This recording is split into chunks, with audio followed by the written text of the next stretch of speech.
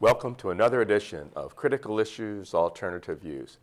I'm Ron Kramer from the Department of Sociology at Western Michigan University, and I'll be the host for today's program.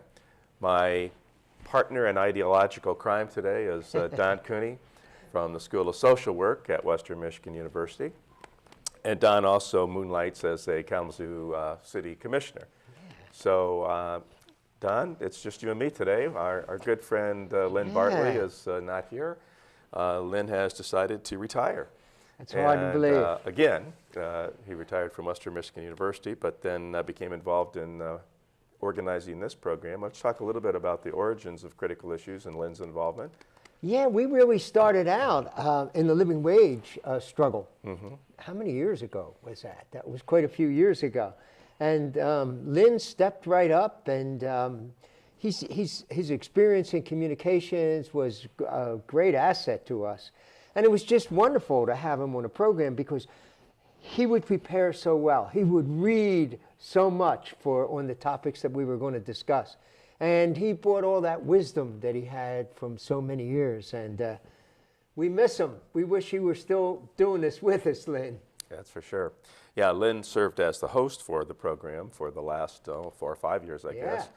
And so we're going to miss that way in which he was able to conduct the program. But we'll carry on without him, but we do miss him very much. So Lynn, if you're out there watching, we do miss you, and we want to salute you for all the years that you put into this program and the excellent work that you did. Exactly. All right, so the topic of the moment all over the place seems to be inequality. Right. We're hearing a lot of discussion worldwide about this topic. People are commenting on the new populism and the way in which that the new populism is focusing on the question of economic inequality. This is nothing new to you. You've been talking about economic inequality and poverty forever, I think. But it is nice to see that it's back on the political dialogue that we're talking about this issue. So we're going to talk about inequality today. We're going to try to range from the global to the local. From the global perspective, we want to talk just a little bit about a new report that came out from Oxfam. And we'll try to bring that then down to the U.S. context. And then, of course, Don is going to talk more about what's going on within the city of Kalamazoo with regard to issues concerning inequality and poverty. But let's start with the Oxfam report. And let me just read the opening paragraph of the report, because I think it nicely summarizes a lot of what they are trying to accomplish with this report. They say that economic inequality is rapidly increasing in the majority of countries in the world. The wealth of the world is divided in two, almost half going to the richest 1%, the other half to the remaining 99%. The World Economic Forum has identified this as a major risk to human progress. Extreme economic inequality and political capture are too often interdependent. Left unchecked, political institutions become undermined, and governments overwhelmingly serve the interest of the economic elites to the detriment of ordinary people. Extreme inequality is not inevitable, and it can and must be reversed quickly. So I think that nicely summarizes the situation that we're facing. This is a global phenomena. It's happening in many countries. I think they estimated something like 7 out of 10 countries in the world, we find this, about 70%. And this extreme inequality is damaging in lots of ways. It's morally questionable. And the part about the political capture, I think, might be the most important part that we'll want to focus on, Don, later on, because talking about how as economic inequality grows greater, it allows the 1%, it allows the elites to dominate the political system. Yeah, to take it over and to then create new policies that sort of lock in and make even worse the economic inequality that we're facing. So, yeah, I mean, it is the extreme is what is interesting, because there was a time not too long ago where we were rising together. And more and more people were moving into the middle class in this country. But even internationally, there was more development. But for a lot of different reasons, people who have money have been able to set the rules and set the rules to further their own welfare to the detriment of the rest of the world. And it's really destructive. I thought the Pope did a really good job on that, talking about it. Because what I think is the most dangerous part about this is that it's become the common sense that this is okay, that this is normal, this is the way it has to be. And that's what I think we have to challenge. Right, that economic inequality is morally questionable. Yeah. It's not inevitable. And That's right. It is the result of a rigged system. Yes. That it doesn't just happen because of globalization or happen because of lack of effort on the part of those at the bottom of the scale, Right. that it was a deliberately created system, and we'll need to investigate that. So let's approach this somewhat systematically. Let's try, first of all, to document the extent of economic inequality today. And then let's talk a little bit about the destructive impact of economic inequality. And I can do a little bit of that globally and at the national level, and you want to certainly focus on that at the local level here in Kalamazoo. And then I think we want to come back to this issue of political capture, of how the system has been deliberately rigged. And there are a couple of excellent books out there that have described exactly how this has taken place in the U.S., and we might put a plug in for some of those books. So let's first of all look at the global context. Go back to the Oxfam report for just a minute. And let me just throw out some figures that Oxfam recorded. Almost half of the world's wealth is now owned by just 1% of the population. So this 99-to-1 idea that the Occupy movement created, I think, is very important. It's a powerful lens through which we can look at inequality, because it really is true. 1% owns half, and the other 99 has the other half. The wealth of the 1% richest people in the world amounts to around $110 trillion. Trillion, according to Oxfam. That's 65 times the total wealth of the bottom half of the world's population. And this was the statistic, I think, that jumped out at a lot of people from this report. The bottom half of the world's population owns the same as the richest 85 people in the world. Now that's really a staggering figure, the richest 85 people. So we're talking about 4 to 5 billion people, right, who own as much, have as much of the wealth of the world as 85 specific individuals. That's just sort of astounding. Now, if we look to the U.S. context, we find very similar kinds of numbers. The 1% again own at least 40 to 50% of the wealth, and even more of the income. We can divide inequality in terms of wealth inequality and income inequality by whatever measure we look at. The extremes are staggering still. And even within the 1%, like 1/10 of 1%, you know, the top families are pulling in still even the lion's share of what's going to the 1%. But this idea of the 1% versus the 99%, I do think, is an important lens to look at this. So that's sort of the broader picture. I mean, we don't need to throw out all the facts and figures. We can say there is extreme economic inequality. It has been growing, and it poses a threat. And so let's turn to the local level. Can you give us some facts and figures about what's happening in Kalamazoo? The local level is pretty astounding. I mean, we have this beautiful city that we have here. We have a wonderful symphony. We have the Promise. We have all these wonderful things. But underlying all this, in our city, about 1/3 of the people in our city live below the poverty line. And for African Americans, it is about half of those people live below the poverty line. And the worst thing is if we look at child poverty in the city of Kalamazoo. I'll just read you a couple of statistics. According to the Census American Community Survey of 2011, 53% of children in the city lived below the poverty line. More than half. Kalamazoo ranked 3rd in the state, behind Detroit, with 56%, and Flint with 61%. Nationally, Kalamazoo ranked at the 97th percentile in child poverty. The percent of African American children in poverty in the city is about 74%. For Hispanic children, it's 67%. And that puts us at the 97th and 98th percentile for cities our size in the country. Even for white children, 37% were in poverty, and the city ranked at the 97th percentile for white children in poverty. So the statistics in the city are stark. More than 85% of the kids in Kalamazoo public schools are eligible for free or reduced lunch. What was that figure again? 85%.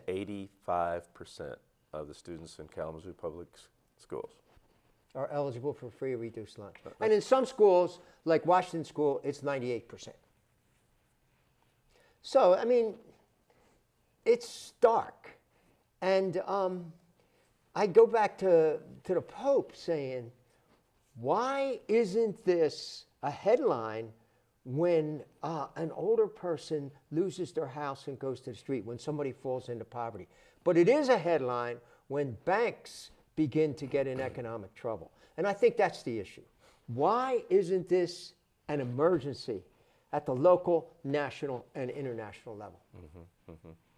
Yes, one of the books that we want to talk about today, if people out there are looking for one sort of small paperback that gives them a good, nice outline, some of the statistics and some of the analysis, it will be this book by Chuck Collins. It's called 99 to 1. How wealth inequality is wrecking the world and what we can do about it. I don't know if we can get a bit of a close-up on this book or not, but Chuck Collins, 99 to 1. And in this book, Collins says that inequality does matter to you. You need to pay attention to this. It's going to have an impact on your life. And he even uses some very stark language in there. He says that we're living in an inequality death spiral. And again, when we look at the statistics, and here I can bring in the sociological perspective, because sociologists have done an awful lot of research on this topic over the years, economic inequality and how it impacts people. And the evidence is just overwhelming that almost any other social problem that you would select, you're going to find that economic inequality aggravates it and makes it much, much worse. So in my own area of criminology, we certainly look at how economic inequality is related to criminal behavior. Right. As economic inequality grows greater, often crime worsens, deepens.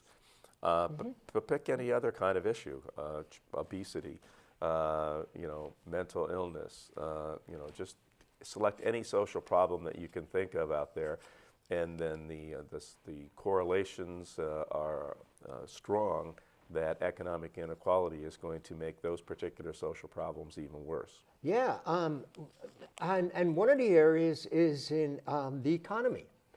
Just for example, there was a recent study done at Columbia, and they estimate that child poverty in the country costs the country $500 billion a year, 4% of the gross domestic product. That's how much it's costing us. And in the long run, our people are going to be competing with people from all over the world. The labor market is international now. And we see how more and more young people in China and in India are succeeding in schools. But one of the things that's real clear is the connections between poverty and the lack of success in education. And so if we don't help our young people to get the skills and we don't give them the fostering that they need to succeed educationally, in the long run, it's going to cost this country enormously. They will not be able to pick up the skills, to pick up the knowledge that they need to compete with others in the international economic arena. So it's enormous cost to the country. Yeah, economic cost, the cost in terms of government having to deal with many of these social problems in one way or another. We don't deal with them as forthrightly as we should. in the way of prevention, but then we certainly have to deal with them in terms of the consequences they pose. For example, if we're looking at crime again as an issue, if we don't do anything up front, we don't make the kind of investments to reduce crime, then we pay at the back end, right? Exactly. We have to have a Exactly. gargantuan criminal justice system and prison system. We arrest, convict people who engage in crime, and often we're incarcerating them. We've just gone through a sort of 40-year social experiment in mass incarceration, Yeah. which cost us dearly in Huge. terms of prison construction costs and just the amount of money that it takes to keep that number of people in prison. Was up to over 1.7 million at one point that we had incarcerated in state and local prisons. And it's just an enormous cost and drain on our society. Yeah. In fact, if we look at some of the statistics more recently about imprisonment has begun to slide back just a little bit. Right. We've gone from 1.7 million down to about 1.5 million. But the main factor there is that states are engaged in a fiscal crisis, right? They simply don't have the money to continue to build new prisons, and so they're trying to find ways to reduce that prison population. So again, it's a huge cost, and economic inequality certainly has a big impact here. I just want to cite one specific study because it was a very important study done a number of years ago. Peter Blau and Judith Blau, and they were looking at all the major metropolitan areas in the United States and looking at violent crime rates. And this is the crime that most concerns people, right? Violent crimes, homicide and rape and assault. And so what factors influence that, or what are the causal factors? So this was a very sophisticated study published in the American Sociological Review, the top journal in the field, and very, very well designed quantitative study. And what they found was there was one factor that was the major causal factor for urban violent crime rates, and it was economic inequality. It was income inequality. And what they pointed out in the study also, which is important, and you mentioned it as well with regard to the local situation, it's racially based income inequality also needs to be factored in there. Definitely. If we're talking about economic inequality, it's bad for everybody, but we know that it has a special impact on minority communities, on the African American community. Whether we're looking at wealth inequality or income inequality, has a larger impact on minority communities. And so in their study, they found the single largest factor to explain urban violent crime rates was income inequality. And again, particularly if a city had a larger racial income inequality gap. And they even looked at it, okay, what about just poverty per se? And they would say, well, you might have one city where the poverty rate was higher, but the crime rates weren't quite as high. But again, it was the gap. It was the inequality that was more important than even just living in poverty. If you have a large number of people in an urban area living in poverty, but the gap between the rich and the poor is not as great, it doesn't seem to have as much of a negative impact. It still has a negative impact. But when you have people who are economically disadvantaged and they can see all around them people who are making it, who are experiencing economic benefits, then that gap, the inequality, seems to fuel violent crime rates. So again, we really need to take into account, and my expertise is in the area of criminology and talking about crime, but again, any other social problem that we would select, from mental illness to health care, we would find very similar kinds of statistics that economic inequality aggravates greatly those particular social problems. Yeah, and I would just want to point out a couple things. One, the criminal justice piece. We know, and you've said that so many times, that that when there's social supports, crime goes down. When the social supports aren't there, the access to jobs, the living wages, then crime goes up. I think one of the things that has really come home to me over the last couple of years is the long-term consequences of that.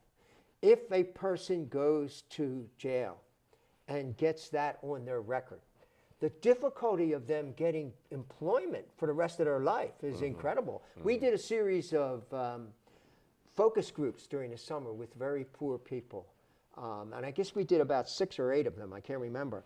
But at every single one of them, there were a couple of young men who had felonies on their record. And they were in their late 20s or 30s, and they can't get employment because of the long-term consequences of that. So that's one thing.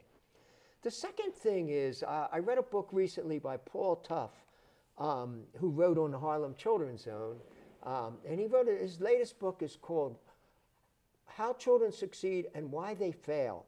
And he was especially looking at the latest studies that have been done on brains and what poverty does to a kid when they're growing up, and how difficult it is if a kid has been subject to the trauma of poverty, how difficult it is for the rest of that kid's life to get in a place where they're going to succeed. So, I mean, people can argue that, okay, well, people made bad choices or they didn't do this. I would disagree with a lot of that. But you can't say anything about that kid. That kid did nothing wrong. And when we condemn children to live in these kinds of situations, there's long-term consequences for that kid and the family. And then the last thing I want to say right now is the inequality thing. With regard to internationally, the consciousness of the inequality has grown dramatically through world culture, through the internet, through the sharing of films and all, so that people all over the world now look at this inequality and resent it terribly. Before, okay, maybe they didn't see it as much as they do now, but now it's right in their living room, and the resentment grows. As the consciousness of it grows, the potential for political disruption grows. Right, in all kinds exactly, of ways. Yeah. exactly. Yeah, I wanted to just come back for a moment to the criminological literature here on economic inequality and crime, because people might say, well, you know, is that a direct connection? And it's often not just a direct connection, but it's how poverty and economic inequality affect what we could call the close-in institutions, how it impacts families, how it impacts communities, how it impacts neighborhoods, local schools. And so it's not just, okay, yeah, there is a correlation between economic inequality and crime rates, but there are intervening variables there. There are intervening situations. And so we need to look to what is the home life like? What is it? And again, just talking about the book that you did, where brain development. Yeah. Again, if children don't have an adequate nutrition, if they're not getting the stimulation that they need, they're not being read to, they're not being talked to.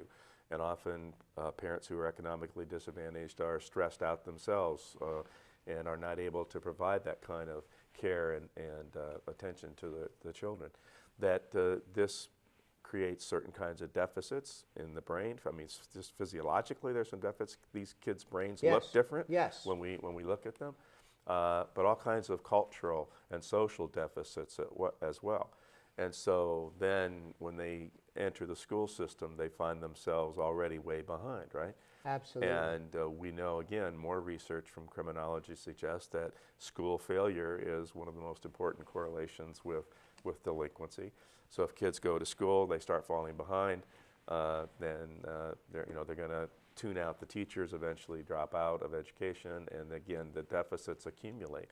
And then if you start running the streets and getting in trouble and you start to pick up that arrest record, here's even more of the accumulation of deficits, right? Because of the labels now that get attached to them, the stigmatization, which further hinders you, right? So you lack the adequate basis for participating effectively in school and in society, and then you're accumulating other kinds of deficits, both in terms of the lack of social capital and the accumulation of negative labels on you, the stigmatizing labels. And it's not hard to see why some of these kids fall further and further behind. And again, one of the few things that they can perhaps turn to then is, or acting out their anger and their frustration leads to certain kinds of criminal activities then. So again, we really need to understand that, and this is just in one particular area. We can, again, look at any other social problem area to see the enormous consequences. So I'm hoping that people understand that this is not just an abstract discussion, economic inequality, and but again, that there's real social consequences to this. And that, again, it's not just a matter of people living in a culture of poverty or making bad lifestyle choices.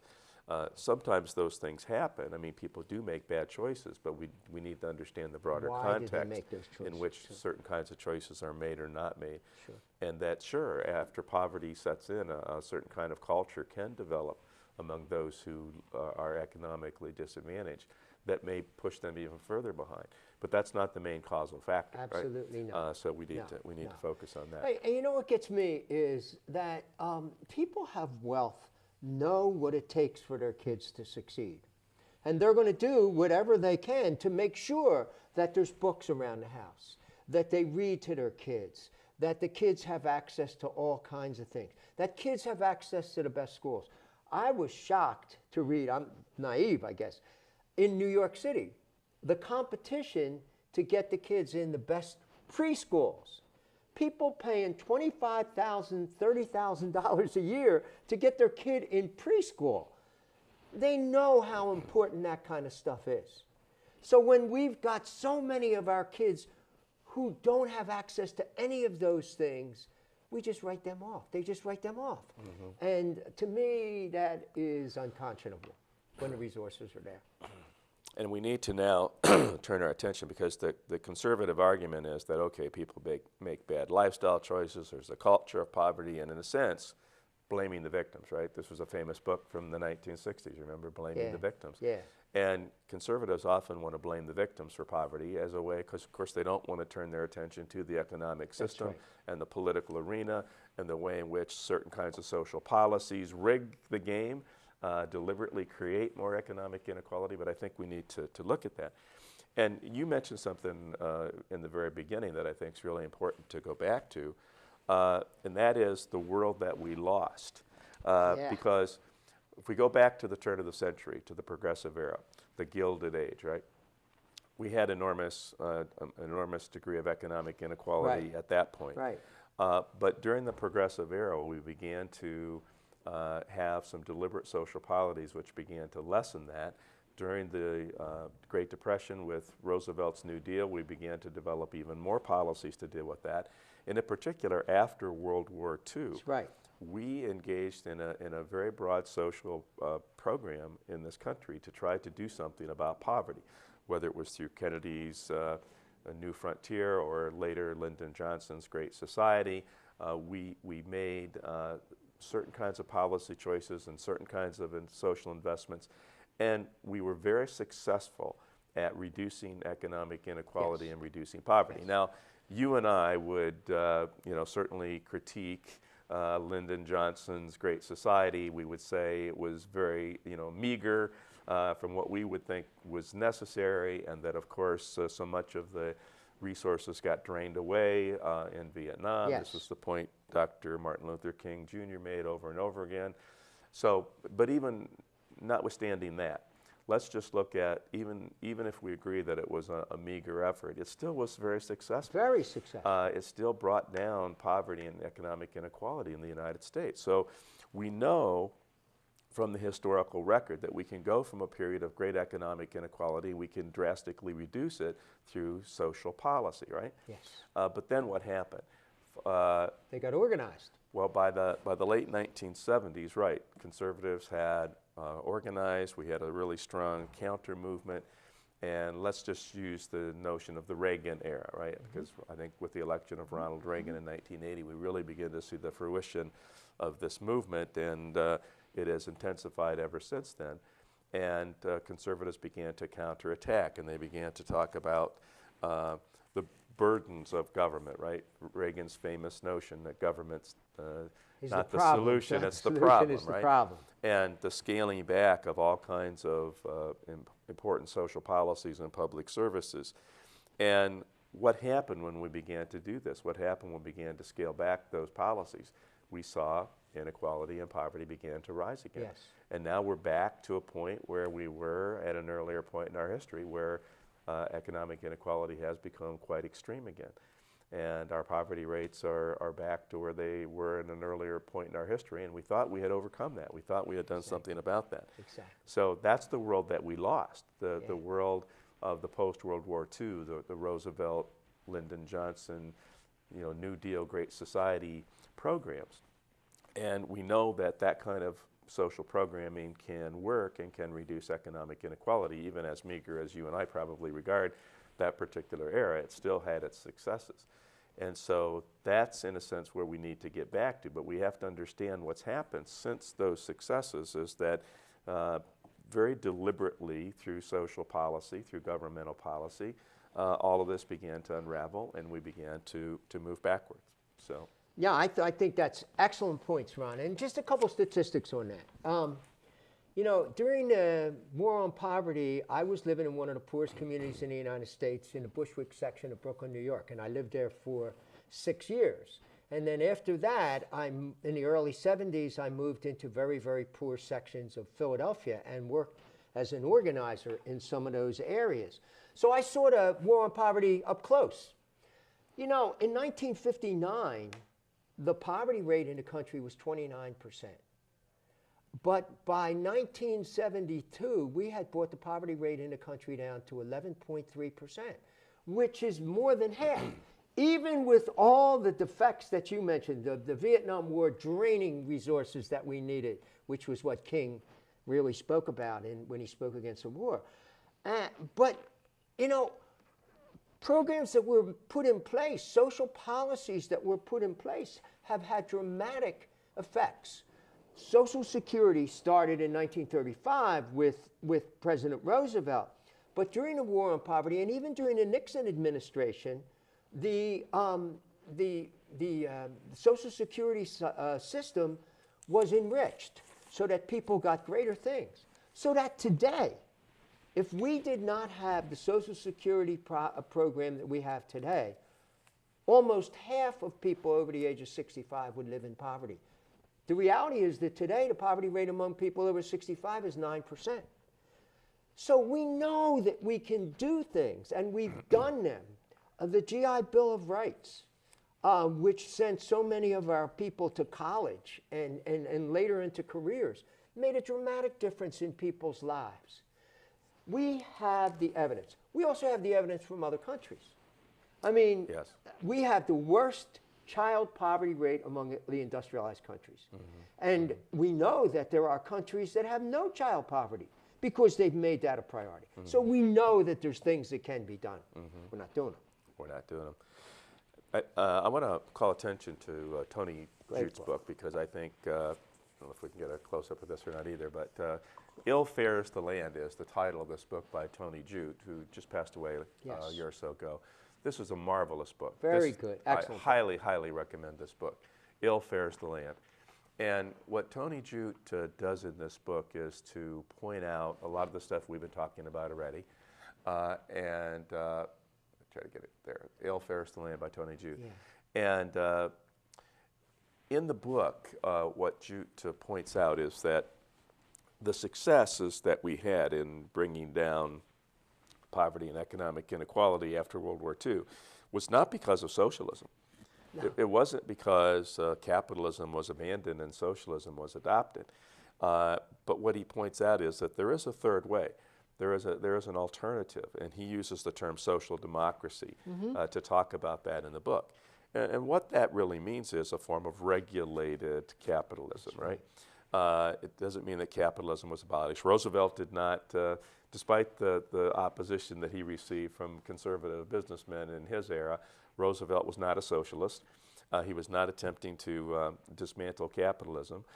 In fact, I think later some would say that Roosevelt saved capitalism from itself, but that what he was introducing was some aspects of regulating the capitalist system, providing at least an economic floor under the most vulnerable populations. To take one example, Social Security, when people in their old age are no longer are able to participate in the capitalist economy, how are they going to survive? Right. Well, either they saved a lot of money during their lifetime or they have kids that take care of them. But no, we decided that it was a morally right thing to do to make sure that people, when they got to be older and could not effectively participate in the economic system as they had when they were younger, that they were going to be taken care of. So again, placing some kind of a floor under people. So providing various kinds of social services and social supports, regulating businesses and corporations so that they're not imposing externalities on people. And this is what we saw from the New Deal era on into the Great Society era. What we had was a form of social democracy in the United States. Yes. Much weaker than we saw, let's say, in Western Europe, right? When people would say, well, the Scandinavian countries are socialist. Well, no, they're not socialist countries. They're capitalist countries, but they had a strong form of social democracy, right? In which the public sector plays a vital role. Right. And the public sector is important for regulating the private sector, for making important public investments that overall benefit the society as a whole and benefit the economic system. And so we've gotten away from that. The counterattack that we're talking about in the age of Reagan was to dismantle the third way, to dismantle social democracy, to dismantle the regulations, to dismantle the social supports and public services. Yeah. And so we need to, I think Jute does a very good job of laying this out. The world that we lost was that world where we were having some form of social democracy that was beginning to have an impact in reducing economic inequality and poverty, and then we've totally reversed course, and now we're back to the age of extremes that we currently see. Yeah, I think that's really true. I mean, and who benefited from that? We as a society did not benefit from that. A few people, the 85 people that own as much as the rest of half the world, they benefited from that, and that's the thing, that the rules were changed. Before, I mean, we had the idea that we could keep bringing more and more people into the middle class. And between 1945 and mid-1970s, we did just that. And we were better off as a people because more and more people were moving in that direction. But then we reversed it. And the other book you got talks about how that came to pass. Mm-hmm. I want to talk a little bit, you used that word morally, because when you look at morally what's going on, there is no way that you could justify the situation we have now. I like this quote from Nelson Mandela. Overcoming poverty is not a gesture of charity, it is an act of justice. And I think about at the end of the Second World War, when the United Nations was created. And with Eleanor Roosevelt's great leadership, in 1948, we came up with a Universal Declaration of Human Rights, which the United States signed, and all the industrialized countries signed that. And Article 25 of that says that every person, because she or he is a person, has a right to adequate health care, food, housing, education, and all the things that you need to lead a fully human life. At one point, we were, as a people, committed to this. But now we're about individualism, and the key word is freedom. I'm free to do what I want. I'm free to make as many, and it's not my business what's going on. We didn't believe that before. Mm-hmm. Now this is the song that people are singing today. Yeah, the conservative counter movement that we're talking about as Reaganism, I mean, basically it's just disdain for the public sector, right? Absolutely. Government is not the solution, government's the problem. And the idea that government can't do anything, that you can't rely on government to provide any kind of important good or services, an uncritical admiration for the unfettered private market. I mean, and history demonstrates that unregulated capitalism is a disaster. Absolutely. And how many times have we had to save capitalism from itself, as Roosevelt did, because unregulated capitalism is going to drive into all kinds of crisis situations. But it's this disdain for the public sector, the delusion that somehow economic growth is going to take care of everything. That, right. Again, an unfettered market, privatization is the answer to everything. And again, this was a path to economic ruin in the long run. And it's certainly a way in which economic inequality will be exacerbated. And just to take one issue regarding this, taxes, right? Oh. I mean, this is where a lot of this gets started, because if you want to reduce the public sector, you want to reduce the role of government in society, as the Reaganites did, then you have to attack taxes, right?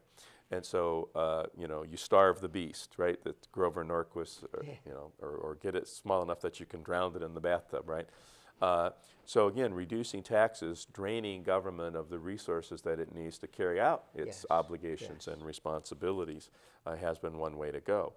So the idea that has been drilled into so many people's heads is that, you know, taxes are sort of uncompensated income loss for me, right? Rather than to see that taxes are some kind of contribution to the provision of important collective goods, That's right? right. Roads and schools and police and fire protection, and we could go on and on and on. The price we pay for civilization. Exactly, and so to demonize taxes and to you know, argue that if you pay more in taxes, that that's just a personal loss to you, and that there's no larger good that ever comes out of it, Right. that you will never benefit from the collective purposes to which or the collective goods that are produced by government is, I think, one of the more pernicious aspects of this whole movement that has been afflicting us now for 30 to 40 years, and they've been extremely successful. They really have been extremely successful in promoting this ideology. Now, I also want to point out that the 1% is not monolithic. That's right. There are many people who are among the 1% who understand a lot of the things that we're talking about and are engaged in various kinds of projects to help reverse this. So the 1% itself is not monolithic, nor are corporations or businesses monolithic. The vast majority, I mean, I think if we look at businesses and corporations, we'd also have a 99 to 1 as well. You know, the 1% of the giant transnational corporations, the vast majority of businesses and corporations are small businesses who are struggling with many of the same issues. But again, it's those at the very top of the 1% and the very top of the 1% of the corporate world and their chief executive officers who are engaged in this campaign. So let's just look a little bit how they do this. Collins talks about some of the ways in which now, as economic inequality grows greater, the 1% begins to exert this political influence. Well, they begin to really focus in on the Congress, right, and to make campaign contributions to them, right? They develop personal relationships with people in the Congress. There's a higher voter turnout among the 1%, and they try to suppress the voter turnout of others. So there's a broad range of political influence that is exerted. There's also influence exerted through the charity sector, as he points out. I think one of the most important is using the media. Media are almost wholly corporate now. There's been vast consolidation. This is where Lynn would come in handy because Lynn's the expert on the media and the communication. So this is used to change the conversation, to push out the idea that taxes are bad and the public sector can do no good, and to change the conversation when we start to talk about the extremes of economic inequality, which is why we're on local cable access and not on the mainstream media, right? And again, organizing themselves into think tanks and networks that exert influence as well. Partnering with Wall Street to, you know, the game riggers on Wall Street who exert this enormous political influence. So in all these ways, you know, great influence is exerted to try to, you know, create the rules of the game that are going to be rigged in their favor and against the vast majority. And so what is the result of all this? Well, low taxes, right? Tax rates go down, tax cuts for the wealthy. If you know, even if tax rates stay there, they get enormous tax cuts. Free trade is promoted, right? Free trade agreements. We know the disastrous consequences of NAFTA, and they're still pursuing other kinds of trade agreements around the world. Unlimited inheritance, right? Once you you know, acquire your vast fortune, you want to be able to pass it on to your children and your family. Weak environmental regulations and enforcement. Secret tax havens, right? They'll be able to hide your wealth offshore and not have it taxed. Subsidies, I mean, just look at the oil industry, for example, the enormous amount of subsidies that are provided by government for the fossil fuel industry, which is the most wealthy, the most profitable industry, and yet it gets enormous government subsidies and supports. Corporate welfare, right? This is corporate welfare. Nobody ever talks about it that way, but that's what it is. So in all of these ways, then the game becomes rigged, right? And so social inequality is not something that just happens naturally. It's deliberately created often deliberately created through government policies, and that, again, the various ways in which the game is rigged. And once the game is rigged like this, then, again, it perpetuates itself and it exacerbates the inequality and makes it grow even worse. No, you're right on target with that. And I would just point out a couple other things there where the key is, if we control the government, we can get the government to enact rules that benefit us and not the rest of the people. And that's exactly what they've done. But two things. One is this idea of starve the beast. That is exactly what is happening. That is exactly what is happening. By not giving the resources that are necessary for our schools to succeed, they are starving the beast. They are making it impossible for these kids. Jonathan Kozol wrote that book, Savage Inequalities. Because these kids are not receiving the supports that they need, they're not going to succeed. The other thing is the cities. I mean, Detroit's a harbinger of the rest of the cities. There is not a city in the United States, at least I will be conservative and say the vast majority of cities in the United States do not get the resources that they need to provide the services that their people deserve. Here in Kalamazoo, I've been on the city commission for 16 years. When I first got on the city commission, we had over 900 city workers. Now we have 631. But we still have to have police, fire, have to have housing inspectors, parks. We don't want to keep all them up. But we don't have the resources to continue all that because the rules are set against us in the city. And that's happening in every city in the country. They're setting it up so that every city in Michigan could end up being eligible for an emergency manager. And then they could rule all the cities and democracy would be out the window. But we're moving in that direction. It's only by all kinds of Herculean efforts that we've been able to continue to provide the services that we can in Kalamazoo. Mm-hmm, mm-hmm. Just have to keep patching things together continually and limp along and do the best that you can, but certainly far from the ideal situation, right. And certainly means that the kinds of services and supports that the city government has been able to provide in the past are not there. So somehow we have to, I think that the term political capture was used in the Oxfam report, and that sort of is a nice way to talk about what's happened here. The 1% have engaged in a political capture of government to a large extent, and in the variety of ways that we've just talked about, and then that leads them to be able to rig the rules, as we've said, and to deliberately set up the policies that lead to greater economic inequality. So we've got to somehow fight back against that. But it is a true threat to democracy. Yeah. And it's gotten even worse now because of the Citizen United decision, right, by the Supreme Court. Mm-hmm. So already we know that the political system was abused by money, right? Those that had money were able to influence through campaign contributions and in other ways. Were able to, drastically affect the political process. Right. But they had to go about it in certain ways. Now, with Citizens United decision, corporations can just dip into their own coffers and start to support ads. Yeah. And so our viewers, if they've been watching any local television lately, probably have noticed there are a couple of ads that are playing, right, already. Yeah, this is January, and the election's not till November, but we've already got a couple of ads. One is attacking Gary Peters, who's likely to be the Democratic candidate for Senate in Michigan, and another is attacking a guy up in the Grand Rapids area who is going to challenge Justin Amash in that congressional seat. So already corporations and some of these other front groups like Citizens for Prosperity and Club for Growth come in, and they're investing huge amounts of money to sponsor local television ads that attack these people. Mm-hmm. So, the assault starts early, right? And most of the time they present information that's a gross distortion of the record of that person or paints them in the most unfavorable light.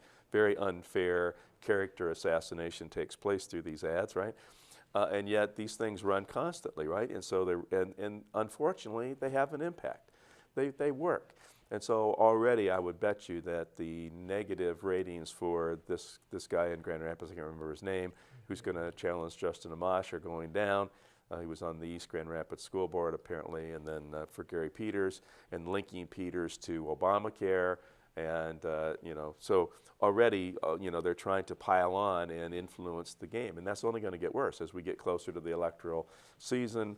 Again, that amount of money that's poured into local media for attack ads and distortions only grows worse. So Right. that's certainly another factor that we're up against. And so one of the most important things that we need to do here is to try to do something about Citizens United specifically, and again, more generally, to do something about the broad impact of money as it influences political campaigns. I think that's a huge thing.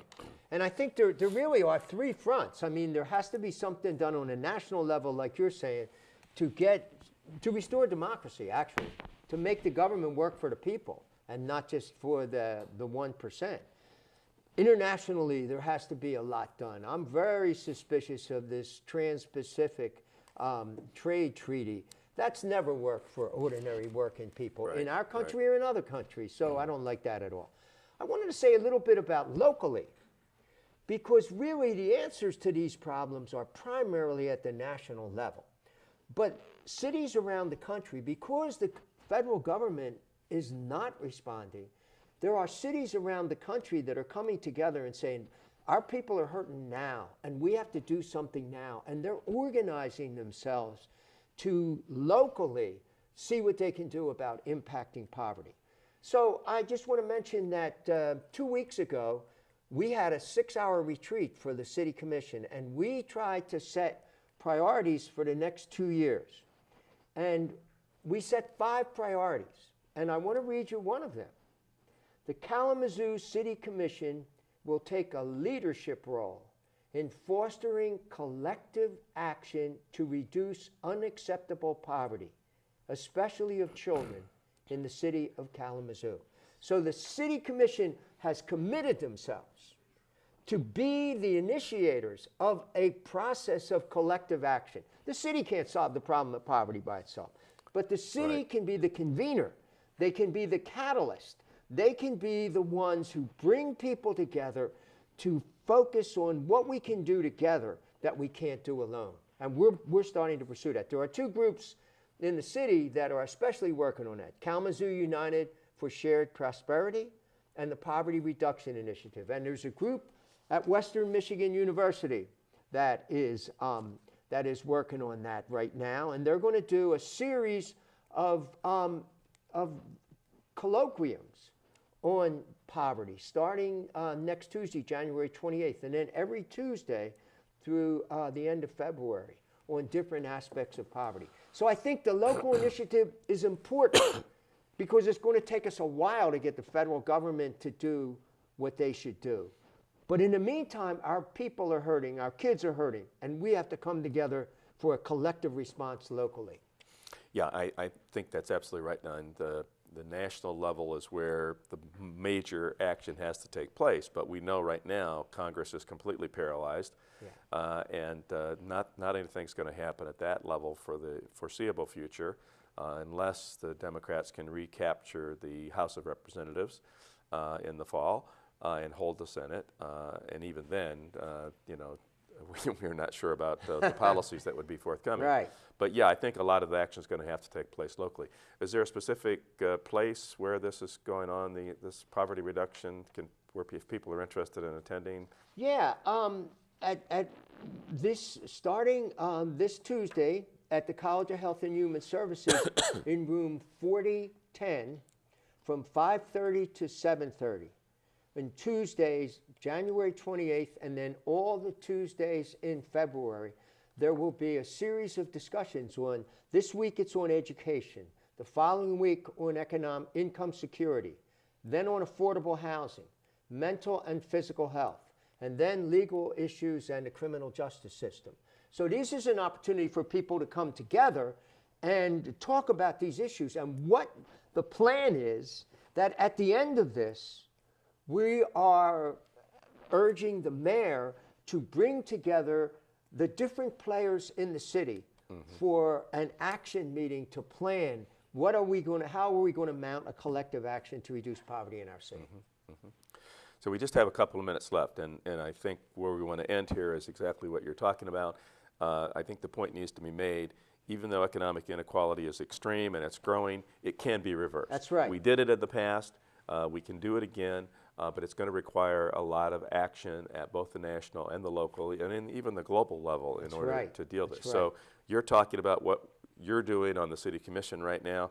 I think at the national level, there are lots of things that we can do in terms of universal health care, enforcing labor standards, investing more in education, again, reducing money in the electoral process, doing something about tax policy in the United States. So there's lots of things that could be done that would have an impact on economic inequality. But again, right now the Congress is paralyzed. So maybe we'll just end with a pitch for our good friend Paul Clements, who is going to challenge Representative Upton in the 6th Congressional District. We know that Upton is a part of the 1%, and he supports the 1%, and all the policy initiatives he's going to be favoring are going to be supporting the 1%. So we need a change, and so Paul Clements is running an excellent campaign and talking about the kind of issues we've been talking about today, and would be a congressperson who would move us forward on addressing this particular issue. So, and that would be a very practical step that people could take, getting involved in that campaign. Right. We've had Paul on the program in the past, and we'll probably get him on during this electoral year. But again, I hope people take a serious look, because again, we do need a change at the congressional level. Nothing's going to happen as long as the Uptons of the world remain in powerful committee positions in Congress and are able to block even the most sensible environmental regulations and some of the necessary other changes that we've articulated today. The issues of economic inequality and poverty will not be addressed by Republicans. Their ideology is just completely opposed to individualism, material. Yeah, I mean, the public sector is not, for them, is not a place in which policies can be enacted that are going to deal with this issue. So we need a change at that level. All right. Okay. So I think we've covered the waterfront pretty well here today. We miss Lynn. We hope that Lynn is watching and knows how much we appreciate all the contributions that he's made to this program. Yes. We're going to try to bring in some guests on a more frequent basis to the program, and we might even be able to coax Lee Ford to come back and join us when her duties at Western allow her to do that, and we might even round up somebody else to fill in on the panel here. So thank you for watching. Again, this is Critical Issues, Alternative Views. I'm Ron Kramer. That's Don Cooney. Thank you for watching.